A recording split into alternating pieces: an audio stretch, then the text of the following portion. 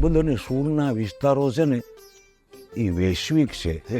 જેની માથે વરસી પડે છે ને એનામાં પ્રગટ થઈ જાય છે. એટલે એ સૂર અને શબ્દ એ કોઈને ગોતતા હતા સાહેબ. અને એ મેઘાણી માથે ત્રાટકા સનાતન સત્તા પરમતાને કેવી રીતે પ્રગટવું છે ભલે પ્રગટે. એટલે આપણે ત્યાં યુદ્ધોનો ઇનકાર નથી. એ જે પૂરણ ને તો હું રહું છું. અરેજી હાલ હાલ મારી યાર એમ હાલ રડું હું રડું છું તું રડ. એટલે એને આપણી સંસ્કૃત પરંપરામાં મદાલસાના હારડા તરીકે મેઘાણીભાઈ નોંધ્યું છે સંસ્કૃતમાં. તમસી મમ જીવનમ છંદમાં છે, પણ હાલરડાના ઠામાં લઈ આવવાનો એ મેઘાણીભાઈનો એ કાળનો પ્રયત્ન છે. જીવણભાઈ ડૉક્ટર જીવણ મોદી પારસી, જેને મેઘાણીને લગ્ન ગીતો બાળામાં એ કીધું હતું મેઘાણીભાઈ તમે આ બધા ગીતો બોલ્યા લઈ આવ્યા લખ્યા, એનું તમે બાઇન્ડિંગ છે બહુ સરસ રીતે ચૂંદડીના માથે કર્યું છે. પણ ચૂંદડી એટલે શું, ચૂંદડીનો વ્યક્તિગત અર્થ શું? એટલે મેઘાણીએ કીધું ભાઈ હું એટલું બધું નથી કરી શક્યો ને હવે હું આવતી વખતે આવીશ ને ત્યારે આપને એના બધા. એટલે મેઘાણીભાઈ એ વખતના સાક્ષરોને પૂછાયું ચૂંદડી એટલે શું, અને કોઈએ કીધું ચૂંદડી ને કોઈએ કીધું ચંદલી ને. અને પાછા જીવણભાઈ મોદીને પાછા એ પ્રવચનમાં ગયા એટલે કીધું ભાઈ આટલા આટલા જવાબો આવ્યા છે તો કે બધાય ખોટા છે. આ તો પોતાના મનના ખેલથી એને અર્થ ઘટવાનો પ્રયત્ન કરે છે. મેઘાણીભાઈ તમારે ચૂંદડી એટલે શું એ તો સુંદર રીતે ગોતવું જ પડશે કે શબ્દ વ્યુત્પત્તિગત છે કે સ્વાભાવિક પ્રાગટ્ય છે. શબ્દોના કેટલાક પ્રાગટ્ય બહુ સ્વાભાવિક હોય છે. અને મેઘાણીભાઈ સ્પીકર એ જીવણભાઈ મોદી એને ત્યાં વોલ્ટર સ્કોટની બુક હાથમાં આવી મેઘાણીને. આમ ખોલ્યું ને સાહેબ તો અડી ગયું હલડું. એટલે કે શિવાજીના જન્મ પહેલા મેઘાણીને બધું શિવાજી હલડું મેં જ લખ્યું. શું છે આ? પણ અસ્તિત્વ તારા કડાકા ભડાકા એટલા ભવ્ય હોય છે. અને મેઘાણી એટલો બધો સાક્ષાત્કારનો માણસ હતો કે એને ભવ્યતાને અદ્ભુત રીતે સ્વીકારી. ઓહો. એટલે એમાં એનાથી લગભગ 30-40 વર્ષની આસપાસ અંગ્રેજીમાં એક હાલડું વોલ્ટર સ્કોટે નોંધેલું ત્યાં મિસ્ટ્રલસીના અનુસંધાનમાં. અને એના શબ્દો હવે હું ત્યાં બોલ્યો તો આપ તે દિવસે હતા. હુશ નોટ બેબી, હુશ એટલે ફડકીને જાગી જવું. Hush my baby time shall come, એ મારા બાળક તું ફફડીને જાગમાં, તારો વારો જાગવાનો આવશે. Hush my baby your time shall come, your sleep shall be broken with trumpet and drum. જે રણસિંગા વાગે ઉડતા જાગે કાજર ભાગે કામ પડાય તેની તારે જાગવાનો વારો આવે. અટાણે તું તારા માના ખોળામાં છો માટે ફફડીમાં મૂંઝામાં અને નીંદર લે. હવે એનું આખું વજન છે ને સાહેબ હુશ માય બેબી એ છે.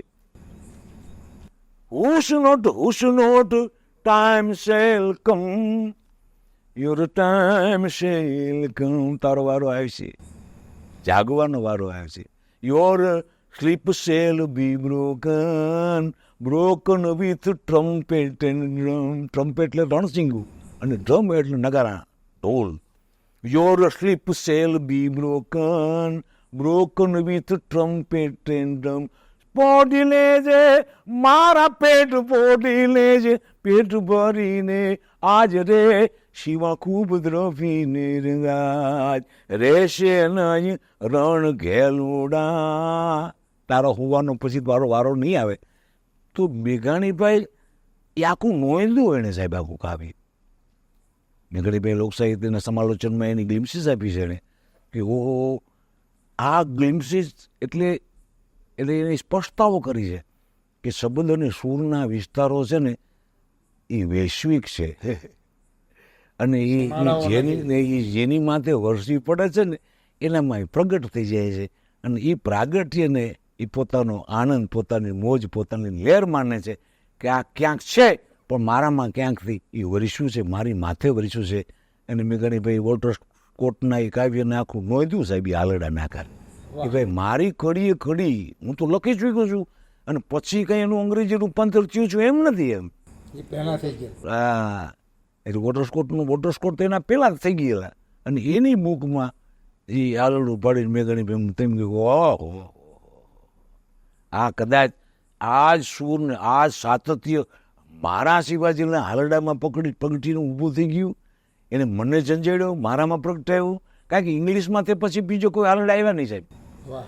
એક સિસ્ટમ એવી ત્યાં થઈ ગઈ કે એ લોલ બેબી લોબીન બેબી એમાં વ્યા ગયા ઈ. એટલે એનું જે પ્રાચીન પરંપરાનો સંપર્ક છે ને તૂટી ખોઈ બેઠા હતા. એટલે એ સૂર અને શબ્દ એ કોઈને ગોતતા હતા સાહેબ. અને એ મેઘાણી માથે ત્રાટકા અને એને મેઘાણી ભાઈનો જહાજ જડ્યો અને એમ ભાઈ એને બહુ મૂડથી ગાયું સાહેબ. આ બધા હાલામાંથી છે. ઓલું એ સાઉન્ડ છે એ દોરીને ખેંચતી વખતે આવે છે. ઓલું હા હા એ 7 માત્રાઓ છે. અને એ માત્રામાં જ એ ગવાય છે. પછી વિશ્વનું કોઈ પણ હાલરડું લ્યો તો એનું વજન એનું મીટર એનું પંચ છે એ બધું એ જ આવે છે. એટલે એનું જે સનાતન પણ જે છે એનું જે વૈશ્વિક સ્વરૂપે વિશ્વેશ્વરી પરિપાસ વિશ્વમ વિશ્વાત્મિકા ધારે છે તે વિશ્વમ એ વિશ્વ આખાને દાન કરનારી તું કેવી રીતે દાન કરસ. એ જ્યારે અમે એ રંગને ભાળી છીએ તો એ અહોભાવમાં ખેંચાઈ જાય છે, અહોભાવમાં ડૂબી જાય છે, અહોભાવમાં હાડ ઉતરી જાય છે. ઓહો પછી ત્યાં નિરંજનભાઈએ કીધું કે આને પંચોળી સાહેબની મુખ છે મેઘાણીના 7 ભાગમાં છે, 5 ભાગમાં છે. ભેદોની ભીતું મારે ભાંગવી. મનુભાઈ દર્શક પંચોળી એને વિવેચન કર્યા છે. પણ એમાં એ કેટલા બધા કોમ્પ્લેક્સોથી જીવાતા જીવનને અસ્તિત્વ કેવી રીતે ભાંગે છે એ ભેદને. અને એ સ્ટોરીઓ કેવી રીતે રિકવર થઈ છે, એ સ્ટોરીઓ આપણે કેવી રીતે પાછી મળી રહી છે, એનો અદ્ભુત આનંદ એ પંચોળી સાહેબે અદ્ભુત રીતે શરૂ કર્યું છે માળું. તો ઘણી રીતે એ આવ્યું છે માળું. આ ઓ વાલીડાને આ હાલડાનો ભાગ હતો. પણ એ નીકળું લોકગીત સાહેબ એમાં એ ઢાળ ટચ થઈ ગયો. શું બીનું જ કે ક્યારેક આવું બને, ઓ વાલીડાને નાના બાણ મારિયા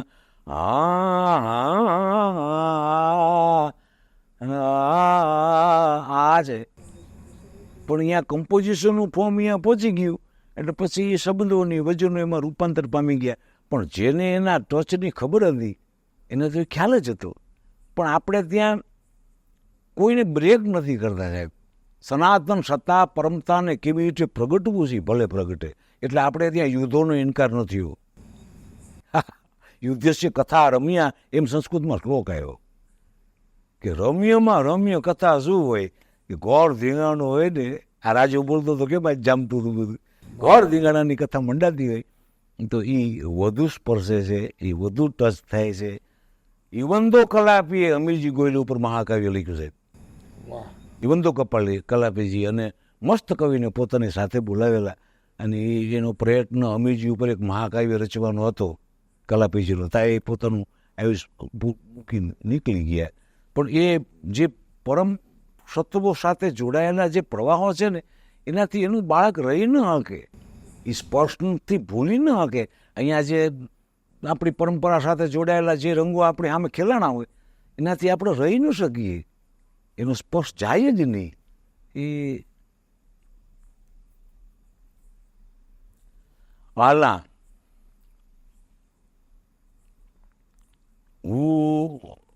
હું એ રડું અને તું એ રડ. ઓલું બહુ રડ છોકરું રોવે છે, બહુ રોવે છે. એટલે માએ એના ચાળા પાડવાનું ચાલુ કર્યું. આ શું થાય છે? સાઉન્ડ ઇફેક્ટ કેવી રીતે માં એ બાળકના રોવામાંથી કવર કરે છે. હા હા એ જે કરે ને એને પોઝિટિવ રૂપ દીધું. હા હા હા ઓલું બાળક તો રોવે જ છે. હા એ થતું હોય. પછી ધીરે ધીરે એ બાળકના કાનમાં તે માં જે સાઉન્ડનું દિવ્ય સ્વરૂપ પ્રગટાવી રહી છે એમાં એ બાળક ધીરે ધીરે ધીરે એના કોપી તરફ વિલીન થાય છે, અને એ જ ક્ષણે એનું રોવાનું, એનું ખોવાનું એ બધું વિલીન થઈ જાય, અને હાલરડામાં એ બાળક વિલીન થઈ જાય. અને ધીરે ધીરે ધીરે ધીરે એ મોનોટોની એનું જે સ્વરૂપ છે એ ધીમે ધીમે બાળકને એ નિંદ્રમાં, એ ઊંઘમાં, એના રૂપાંતરમાં ટ્રાન્સફર થેરાપી છે. પણ નહીતર તો એ રોતો જ હોય છે બાળકે. બાળકના રોવાનો સાઉન્ડ જે છે એ આપણે પોતે ઘણી વાર સાંભળ્યું હોય છે. આપણા પરિવારમાં આપણે એની જ કોપીમાં કરે છે, દાદી કરે છે. એ જે તું રોડ ને તો હું રોવું છું, એ જી હાલ મારી યાર, એમ હાલ રડું, હું રડું છું, તું રડ. અને એ રોતા રોતા માં અને દાદી કે બાળક અને દાદી છે એ ઓલા સ્વરોના વિસ્તારમાં પ્રવેશ કરીએ છે બાળક. અને એ જ ક્ષણે એ બાળક એ ઊંઘના એ મોનોટોનીનો સ્વભાવ છે એ ધીમે ધીમે ધીમે ધીમે નિંદ્રા તરફ લઈ જાય, તંદા તરફ લઈ જાય. અને એ રીતે એ રોતા રોતા બે એક દિવ્ય વિસ્તારોમાં દાખલ થઈ જાય. એ દાદી હોય તો ભલે, માં હોય તો ભલે, પણ એ ધીમે ધીમે પછી તો ખબર પડી ગઈ માવતરની કે આવું કરે એટલે એની યારે આવું કરવું. એટલે એનો કોપીનો વિસ્તાર છે ને, કોપીરાઇટ મીંડો ધીરે ધીરે ફેલાવા. અને આપણે એક સ્પેશિયલ પ્રકાર તરીકે હાલરડાને જુદા જુદા સ્વરૂપોમાં જુદા જુદા નામઠામ સાથે જોઈ ગયા સાહેબ. એ હમણાં જ વાત કરીને હું તને રાજાને બોલ્યો નહીં, બોર્ન ફ્રી નામનું ઇંગ્લિશમાં પિક્ચર છે સાહેબ, અંગ્રેજી પિક્ચર. અને શિકારી હતો એ જ્યાં ફરિયાદ આવે સિંહોની, એની હિંસકપણાની, એટલે શિકારીને બોલાવે. એ હંટર આવે, જોટોને ઉતરે, એના વાઈફે પેલા આવતા. અને પછી એ સિંહને એ મારે, સમજ્યા. અને એ ભાઈ ઉતરો, અને એ સિંહની સામે ગયો ને તાતો ઓલો ત્રાળો દીધી બધા ફાયર કર્યા. ફાયર થયા પછી અહીંયા 4 બચના હતા, એને ફાયર સાંભળેલો સાહેબ. આજે ધડાકા થયા પછી એના માવતરીને મળ્યા નથી. એ બાળકની સ્મૃતિમાં એ સ્થિતિ તો હતી જ એ બચલાઓમાં કે આવા ભડાકા 3 થયા ને પછી અમારા મા બાપ અમને મળ્યા નથી. પછી ઓલો બોર્નની જે હન્ટર હતો એની વાઈફ છે, એને ઉછેરે છે, એને એ તૈયાર કરે છે બાળકોને. પછી ઓલો કહે છે કે ભાઈ બોર્ન ફ્રી છે, તું એના વિસ્તારમાં મૂકી દે, એ જ એનું જીવન છે. તો કે એમ હોય કાંઈ, આને તો ઓલા જે હશે એ બધા એને ફાડી ખાય. તો કે એને યારે જવજમવું જ પડશે, એને યારે એને જીતવું જ પડશે એમાં. અને એની ટ્રેનિંગ એની સાથે એના જીનેટિકમાં જોડાયેલી છે. એ બેન નથી માનતી. અને એમાં સિંહોને 2 સિંહોની એક સિંહ રાખી દીધી અને 2-3 જૂમાં ત્યાં યુકે મોકલાવી દીધી, કોઈ વિસ્તારમાં મોકલે. બહુ સરસ પિક્ચર છે. અને પછી કે હાલ હવે જવું પડશે. એટલે એના એ જે ફોરેસ્ટ ઓફિસર હતો એને કીધું બધું કે ભાઈ અમારી પાસે આવી એક સિંહણ છે અને મોટી થઈ ગઈ છે ને, હવે અમે એને મૂકી દેવા માગીએ છીએ. તો કે નહીં મેળ ખાય. ઓલા કેટલા વખતથી એ જીવ છે જે એ બાળ સોળ છે જે એણે એના પરિવારમાં રસ નથી લીધો, અથવા તો તમે એને લેવા નથી દીધું. એને કારણે એનો પરિવાર એનું સુંદર રીતે સ્વાગત કરી શકે એવું નહીં બને. એ તો જંગ જ થશે અહીંયા. આ કીધું જંગના જીવ છે એ, જે લડવું મરવું અને જીવવું એ જીવન છે એનું. એટલે પ્લેન જાતું હોય છે ને પોતે જાય છે ને પછી એનું રોવા માંડે છે કે એની વાઈફ. એટલે એમ કે આમ ખોયલું એક સિંહણે રાખી હતી, બાકી બેને જૂમાં મોકલાવી દીધી. પછી સાહેબ એ સિંહણને લઈને શિકારને શીખાડવા માટે કેટલાય પ્રયત્ન કરે. તો સિંહણ ધોળે કરી, સિંહ નથી તો ધોળે કરી એમ, પણ એના ઓલા એ જે શિકારો ને પણ કહે જાય ને આમ કે મારી લે ને પછી ઊભી રહી જાય, એને ખાવું કે એમ એટલે ઓલો હન્ટર કહે છે કે આપણે એની માથે ત્રાસરૂપ બન્યા છીએ. આ બાળકને એના માવતરના વિસ્તારોમાં જીવવું ફરજિયાત પડશે. પણ તો કહે તો આપણે એને આમાં મૂકી દઈએ હાલ. તો પછી ધીમે ધીમે સિંહના વિસ્તારો ગોતતા ગોતતા એ પરિવારમાં મૂકી દે છે. અને પછી સામેથી બીજું એની જોડિયું છૂટ્યું સાહેબ, ગોળ ધીંગાણો થયો. એટલે ઓલી બેન જે સાથે હતી હન્ટરની વાઈફ, એ કે તું મોઢું ફેરવી જાય ને આપણે ગાડી લઈને વેચે, તું જોઈ નહીં. આ મારી નહીં નાખે તારી દીકરીને, થાય જેની દીકરી કરી છે એને મારી નહીં નાખે, પણ એની પૂછપરછની સિસ્ટમો છે. એટલા વખત ક્યાં હતી તું? આવું બધું પછી વ્યાજ જાય છે સાહેબ. પછી ઘણા વખત પછી પાછું એને ત્યાં પોતાના નિયમમાં જઈને સાંભળે છે કે હાલો ને આપણે જાય, એ સિંહોનું શું થયું, દીકરીનું શું થયું. અને આવ્યા સાહેબ, ક્યાંય હગડ નહોતા મળતા. પછી જે જગ્યાએ થોડાક સિંહના પગેરોની મળતું એ સિસ્ટમ તને ખબર હોય, એ આમાં ક્યાંય દેખાતું નથી. એટલે રાશી હાથમાં જોટો લીધો સાહેબ, અને 3 ભડાકા કર્યા ને, તું સિંહણ પોતાના બટલા 2 સાથે બહાર નીકળી. એની ઓલા ભડાકાથી માવતર મરી ગયા હતા એ છાપાયેલું હતું. એ પોતાના 2 બચલા સાથે બહાર આવી. તો આ એને બસ ભરી લઈએ છે, પોતાની સાથે લઈ આવે છે. તા લાડો માળો આમાં ખાખરા પુને એ ટેકરામાં તે બેઠો હતો. સમજ્યા? આ માવતરને મળવા આવી. આ જોવે છે, સિંહ છે ને એ જોવે છે બધું. અહીંયાથી હેઠો નથી ઉતરતો. આ છોકરા ને મા ને એની માને મળે છે, છોકરા એની મા મળે છે, એટલે એ બધાએ મળે છે. પછી ઓલો હન્ટરને કહે છે કે હવે એને જવા દે. ઓલો બેઠો ને એ રાહ જોવે છે, આપણે આને જાજુ રોકશું ને તો એ હેઠો ઉતરશે. પછી અને પછી પાછું એને જવા દે છે. ને એ બાળકો 2 બટલાઓને લઈ અને સિંહ ધીમે ધીમે એ સિંહ પાસે વહી જાય છે. Born free. આ જે સ્વતંત્ર જન્મ છે અને સ્વતંત્રતાની ઉપાસના છે, એ જે હરણા માટે છે અને બીજા પશુ પંખીઓ માટે છે. મીંદડીમાંય બને છે એવું, ખાલી હરણા માટે જ નહીં. તમે ઘરની આસપાસ તમે મીંદડીને જશો, એ કેવી રીતે શીખાડે છે એને, એ હાલનું કેવી રીતે ગાય છે, એના સાઉન્ડને કેવી રીતે બાળકોને ધીરે ધીરે પાય છે. પછી સાઉન્ડ ઝીલતું થઈ ગયું. જે બાળક સાઉન્ડ ઝીલે એ જ બાળકમાં જનરેશનમાં ઊભા રહેવાની હિંમત આવે. શબ્દ બ્રહ્મનું જે સ્વરૂપ છે એ આ છે. આપણે એને નાદ બ્રહ્મના સ્વરૂપના ભાગમાં કહીએ છીએ. એ બાળક એને ઝીલે છે.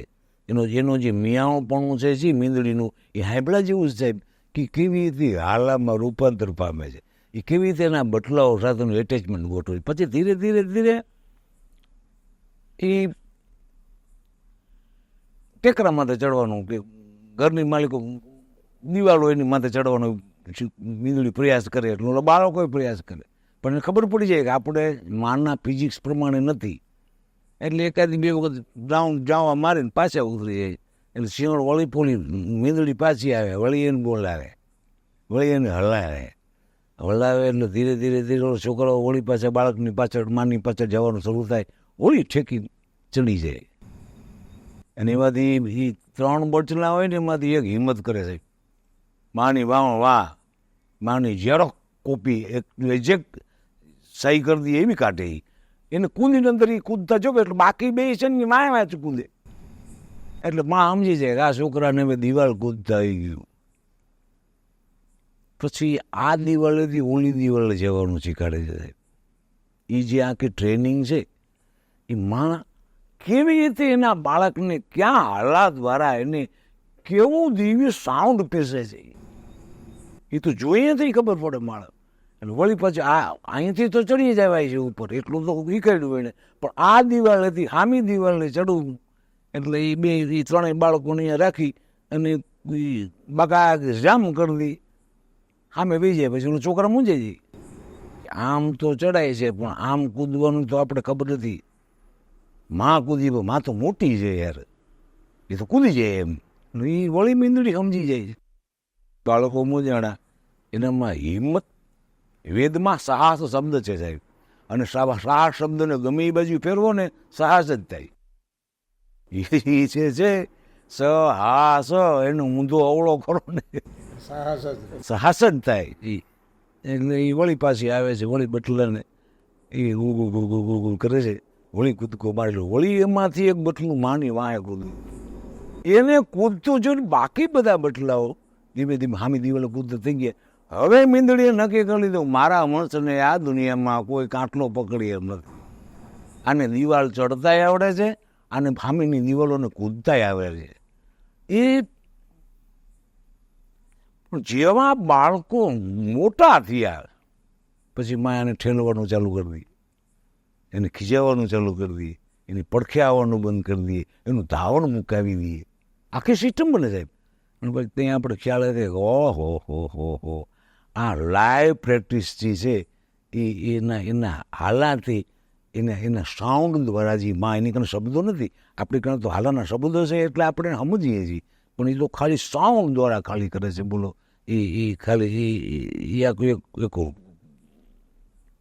દિવ્ય ચેતનનો ટચ થતો હોય ને એવા સર્વવિદ્યા હા સમજતા તવ દેવી ભેદા, સર્વવિદ્યાઓ હે ભગવતી તારો ભેદ છે. તમામ વિદ્યાઓ એક પછી સિંહણનું બટલું હોય કે મીંદડીનું બટલું હોય કે વાંદરીનું બટલું હોય એ બધા. એટલે તો જેસલ તોળના ભજનમાં એ આખું ભજન એક આવે છે, એને રૂપક કહે છે, ઘણા પ્રક્ષેપ કહે છે. અને એ બે બાળકો સહિત તોરલ જાય છે ત્યારે તોરલ પોતાના બાળકને વડલામાં ડાળે ચડાવી દે છે. એટલે પછી ઓલી વાંદરી છે ને એમ કહે છે કે તોરલ તારા બાળને સંભાળ, તારું બાળક વાંદરીનું બટલું નથી, એને આમાં મેચિંગ થતા વાર લાગશે, તું આવીશ તા તો ખોવાઈ ગયું હશે. એ સંત પરંપરામાં એ ભજન પરંપરામાં એનો ટચ કરવામાં આવ્યો. એટલે કેટલાક તો પાછા એવા હોય છે સાહેબ કે એના બીજા અર્થો કરે છે. કોક વળી મને એમ કીધું એમાંથી જ કેવલા થયા કેવા, અરે આ દેવાયત પંડિત, અરે મેં કહ્યું શું કામ તમે કાન વગરના ખેડા પીળા કરો છો? હવે ક્યાં જેસલ તોળો થયા ને ક્યાંય દેવાયત પંડિત થયા, એની વચ્ચે શું કામ હાલ? એ દેવાયત પંડિતના દેવલ માતાજીના ભજનો છે એ બધી મને ખબર છે, પણ હવે એ તમને કોણે કીધું? તો કોઈ ફલાણા બાપુને કોઈ આવું બને સાહેબ. અંદર પોતાના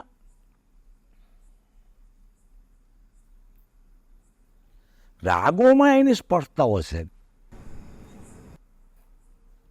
શિવનું રંજન કરવામાં આવે છે તે જ શિવરંજની ભીરવી એટલા માટે એને કીધું છે કે એમાં 12 સૂર લાગે છે. એમાં સરાઘારે ગમાં પદ નિશાના જેમાં 7 શુદ્ધ સ્વરો છે, 4 એમાં વર્જિત 7 ને 4 11, એટલે જેમાં ફેરફારો થાય છે તે, એટલે 7 ને 4 11 અને એક જે તીવ્ર મધ્યમ થાય છે તે 12. હવે એ આખી સાઉન્ડ થેરેપી સાહેબ. આ લોકોએ કેટલા કામથી કેટલા ભાવથી એ બધાને આંભળ્યું હોય છે, એ બધાને જોયું હોય છે, અને એને ધીમે ધીમે આપણા પોતાના માનવ પરંપરામાં આને ઉતારી શકાય કે કેમ. અથવા તો આપણે અન્ય જીવો સાથે ગાયોનો દુકાળ પડ્યો હતો આ હિતાશીની સવાલમાં સાહેબ, અને એ વખતે જામનગરના વાડે 5000 ગાયો હતી. તો વાછડા જે છે ને એને ખુલ્લા મૂકી દઈ ને એટલે બધાય વાછડા એ ગાયોને ધાવવા દોડે છે. એમાં કેટલાયની માં મરી ગઈ હોય, એ વાછડા બીજી ગાયને ધાવતા હોય તોય એ ગાયને કે પશુના સ્વભાવ પ્રમાણે નથી અડવા દેતા. વાહ! પણ એ દુકાળ છે, અને એ અટણા આપણે હાચવવાના રહ્યા એવો ભાવિ ગાયોમાં ક્યાંથી આવે છે? એ પોતાના છોકરા પર એક ગાયને ધાવતા 4 વાછરડાના ફોટા પડે તમે સાહેબ. એ 4 વાછરડા ધાવે તો એને કેવી રીતે ખબર પડે છે કે આની માં છે ને નથી, ને એ આપણે સંભાળવું પડે આ પરિવારને.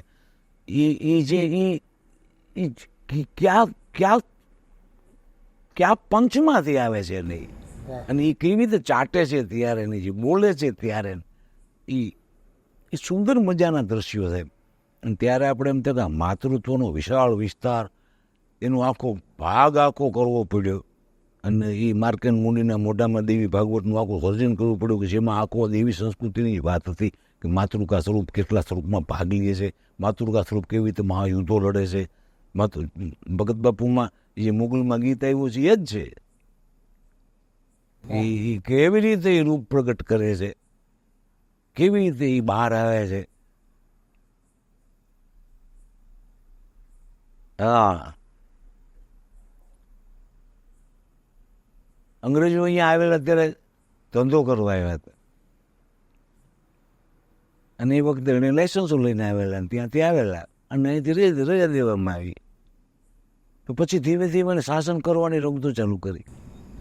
જે વખતે સિરાજુદ્દૌલાનું, મીર કાસિમના ને બધાનું જે એને એ જે ફોયડા બધું થયું અને શાસન કરવાના સંકલ્પો રોબર્ટ ક્લાઇવના વખતે શરૂ થયા. એને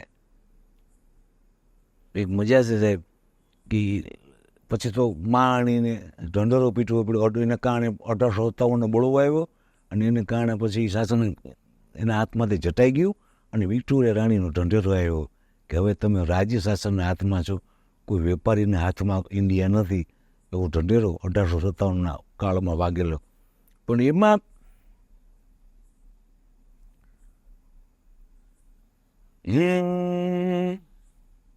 એને ચરજના રૂપમાં, એને માતાજીની ઉપાસનાના રૂપમાં, એને એ ઢાળના રૂપમાં, એ ઢાળે ભગત બાપુને એના મા કનેથી મળ્યો છે.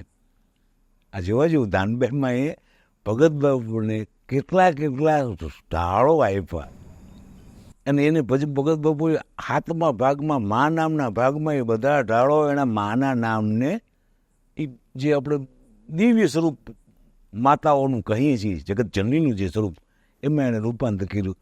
તો એમાં દિવાળીબેન ભીલનું આપણે ઘણી વખત સાંભળવું હોય છે. એ ભગત બાપુના માં રામાયણનો ઢાળ બોલતા બાળો કાગ સાંભળતો હોય છે ને, બાળક ગુલો. અરે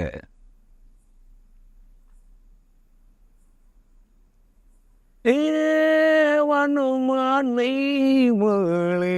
વાહ, તેલ હતું પેર. આ રામાયણ ભગત બાપુના માએ બાળકને સાંભળાવેલી.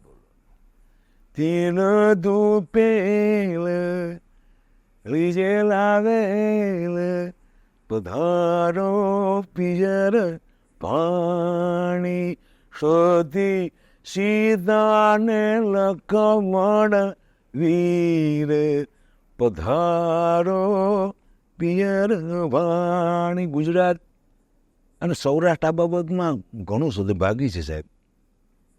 એને એ બધા જે વિસ્તારો જે રીતે ખોલ્યા છે ને મારા, તો ભગત બાપુ જે મોગલ માતાજીની ચર્ચા ગાતા ગાતા એ માવાળો ઢાળ આવ્યો, રામાયણ વાળો છે.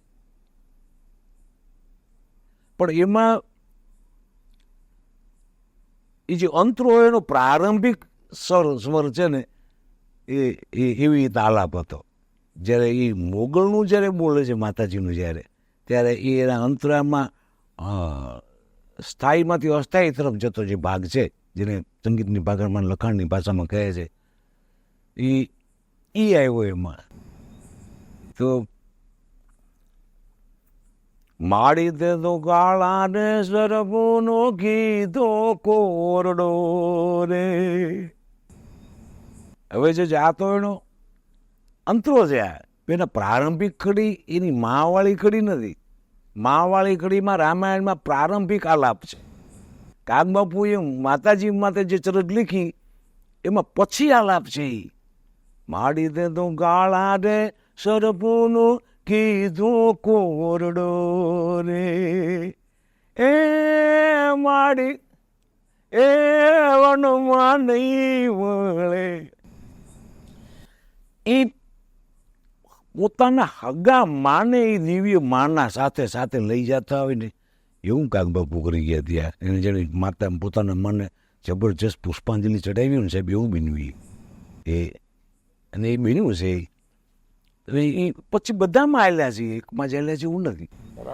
બધા ગીતો મા દ્વારા સાંભળેલા ગીતો, મા દ્વારા લાગેલા સ્વરો, એ બધા એને એ માતાજીના અનુષ્ઠાનમાં પછીમાં લખે છે કે ભાઈ હું કોઈ એક માતાજીની વાત નથી કરી રહ્યો, અથવા તો હું જે માતાજીની વાત કરી રહ્યો છું કોઈ વ્યક્તિ વિશેષ માતાજી નથી, પણ એ દેવી જગત જનનીના સ્વરૂપને છે. પણ એમાં આવતા જે સ્વરોને ઢાળો છે એ પારંપરિક સ્વરૂપમાં હોય છે. એવું બહુ સ્પષ્ટતાઓ ભગત બાપુને કરવી પડી એમાં કે ભાઈ આમાંથી વળી કોઈ કેમ ન માને કે હું આના વિશે છું, આના વિશે છું, એવું કંઈ નથી. એમ એમાં લખે છે ಮಾಡಿದ್ದದು ಮಾಡಿದ್ದನಗಾಗೆ પ્રગટ પરચો બાળ્યો રે માડી તારા ગાગે. આવું ભગત બાપુએ પોતાના કોઈ કાવ્યમાં નથી લખ્યું વાહ કે બે ભેળો પરચો એ કોઈનો નથી ભેળો. માડી તારા ગાગે પ્રગટ પરચો બાળ્યો રે એ માડી તારા વાછરું ચટાવે વનના રાજા રે મસરાળી મોગલ. આવડું મોટો શબ્દ છે બેના મોટામાં લાગતો મોગલનો. ગાંડી દઈ ડણકી રે ડુંગર ગાળીએ રે. કામ કામ થઈ માડી તારા હિમાડા નિયમ છે વેપાર કરવાનો. માડી તારા હિમાડા લોહીપાને અંગની આશા કરી. એની પાસે રાઇટિંગ છે એ તો વેપારનું છે, એ કલમનું એણે ઉલ્લંઘન કર્યું. માડી તારા હિમાડા લોહીપાને અંગની આશા કરી. એ માડી દાદો બેલી જો મેલીને ભેટ તે તો વાળી રે. એ કેવી રીતે જાય છે એ જે માતૃત્વના સ્વરૂપો ચક્રાદય ગવાય છે આપણી દેવી ભાગવત. ચક્રાદયા સુરગણાની તે દવીર્યા એ છંદ છે વસંતરિકા નામનો. ગા ગા લગા લલ ગા લલ ગા લગા ગા. રામાયણમાં તુલસીદાસની છંદ વાપરવો પડ્યો. રામાયણે નિગદિતમ કવિ સંતિયો વિશ્વાંતક ચુકાય તુલસી રઘુનાથ ગાથા પાષા નિબંધ મતિ મંજુલ માત નેતિ. એ જ એમાં એ સક્રાદયમાં એક શ્લોકમાં એક પ્રાર્થનામાં એક વાત આવે છે દેવો કરે છે ત્યારે. સક્રાદય એટલે ઇન્દ્રાદી દેવો પ્રાર્થના કરે છે માતાજી. પછી એમ કે છે કે માતે ફૂંક મારી વટ નહોતા જગત આ 72 કરોડ રાક્ષસો બળી જાય તે તારા મોઢાથી અગ્નિની ફૂંક મારી વટને તો 72 કરોડ રાક્ષસો બળી જાય. પણ તે એની રીંગણું શું કામ લીધું? એટલે ઋષિઓને દેવી ભાગવતમાં સક્રાદયમાં માનો જવાબ છે કે મારું છે બધું, અને મારા છોકરાઓ મારા સિવાય કોનું માર ખાતા માં મારે તો જ એને એમ થાય છે આપણું કંઈક મોટો થયો. હા, એટલે એ અસુરોને ઉઠાડો દેવની નિંદ્રા બગડ. જો તમે દેવો હરખા નહીં આલો તો હું પાછો મહિષાસુરને ઉઠાડીશ કે મહિષાસુર આવ્યો અને આને પાછા ઠાર થોડા ઠમઠોરવાની જરૂર છે. કેમ કે એ સુરાસુરોનો ખેલથી તો આ વિશ્વનું વિરાટ રચનાઓમાં રમવાણ છે. એ વાત એ માતૃત્વના સ્વરૂપની, અને માતાજી એ રૂપમાં પણ એ પોઝિશનમાં પણ એના બાળકો પ્રત્યે જે રીતે જોવા માગતી હોય એ જ રીતે જોઈતી હોય. એટલે આપણે સતત એવા અનેક રંગોથી એ હાલાના પ્રકારોથી દાનવોય ભીંજાણા છે, દેવોય ભીંજાણા છે, મનુષ્યોય ભીંજાણા છે, પશુ પંખી જળ ચેતન બધા ભીંજાણા છે મારા. એનું સ્વરૂપ જ એવું છે, એનું સાઉન્ડ જ એવો છે, એનો ટચ એવો છે, એનો રસ એવો છે, એનો પંચ છે એવો. નકર કોયલ પોતાના બટલાને કાગડાને માળા મૂકીને વહી જાય. અને ગજબ છે ને કાગને એનું છે રે. પણ ઓલા માં બોલાવાને કારણે પછી એના સાઉન્ડમાં જ્યારે જવાબ દઈએ એ કાગને ખબર પડે કે આ કોક આપણે અહીંયા બીજું છે. અને તાતો એ ઊંડીને પોતાના માળકે વ્યાજે પંખી પોતાના એ જે કાગે પોતાના સંદર્ભમાં લઈએ દુએ લખ્યું છે. જાઓ યશવંતભાઈએ હાલાથી શરૂ કરીને સક્રાદય સુધીની સ્વરયાત્રા માત્રામેળ સાથે માત્રામેળના શબ્દો થકી થેરાપી આપી શકાય અને એનું શાસ્ત્રીય સ્વરૂપ એ આલરડું. માતાનું બાળક સાથેનું તાદાત્મ્ય એટલે આલરડું. માતાએ શોધેલી વૈજ્ઞાનિક પદ્ધતિ શબ્દ સ્વરથી બાળકને આપવાની સારવારની પદ્ધતિ, એનું નામ આલરડું. સંસ્કાર અને ગુણોનું સિંચન કરવાનું માધ્યમ એટલે આલરડું. યશવંતભાઈને ધન્યવાદ તો આપું જ. મોજે દરિયાના સાથીઓને આ પ્રકારની એક આપણા લોક સાહિત્ય જીવનની, લોકજીવનની કડી સાથે જોડવાનું કામ તો એમણે કર્યું જ, પણ વિવિધ પ્રદેશોમાં, વિવિધ ભાષાઓમાં ગવાતા હાલરડા, એના ઢાળ અને એને લઈ અને આપણે આગામી કાર્યક્રમોમાં મળીએ એવું થવું જોઈએ. એ પ્રકારે આપણે આ હાલરડાને આપણે ખેડીએ અને ત્યાંથી શરૂ કરી અને 16 સંસ્કારની યાત્રાના ઉઘાડમાં આપણે કેવી રીતે જઈ શકીએ એ વિશે થોડું ચિંતન અને મનન કરીએ અને પછી આપણે યોગ્ય સાથીદારોની સાથે એ યાત્રાના પ્રારંભમાં આપણે ફરી મળીશું. ત્યાં સુધી મોજે દરિયાના સૌ સાથીઓને રામ રામ. રામ રામ. અને યશવંતભાઈને આભાર, ધન્યવાદ. ઠેઠ જાંબુડેથી અહીંયા પધાર્યા અને એક નવા લોકજીવનના ઢાળને એમના વિશાળ અનુભવ સાથે આપણી સાથે શેર કર્યું. હવે રામ રામ. રામ રામ. મુંબઈની મોહમાયા નગરીની અંદર ગુજરાતી ભાષાની અંદર ખૂબ મોટું રોકાણ કરવાવાળું નામ, એનું નામ શોભિતભાઈ દેસાઈ છે. ફરીઝની નઝમ એવી કે જગતમાં બીજો કોઈ પણ ગાયક એને પકડે નહીં. એટલે એણે મારા હિસાબે પોતાની દોરી નસમાં કાણું પાડી અને પોતાનો પેલો કિત્તો છે ને એ ક્યાં વાત હે, ક્યાં વાત. જોડીને આ રચના લખી છે કે ભવ્ય એક કલ્પના સૃષ્ટિ મેં ઉલેચી નાખી. વાહ! ભવ્ય એક કલ્પના સૃષ્ટિ મેં ઉલેચી નાખી. આજ મેં લક્ષ્મીની તસવીરને વેચી નાખી. ક્યાં વાત. કે રૂપ કૈફી હતું, આંખો ઘેલી હતી ને હથેલીમાં એની હથેલી હતી. મન મહેકતું હતું, ભીના કંપન હતા. વાહ! એની સાથે મુલાકાત પહેલી હતી. ક્યાં વાત હે. એવું નથી કે દુઃખ નથી પડતા જ જીવનમાં પડવાના.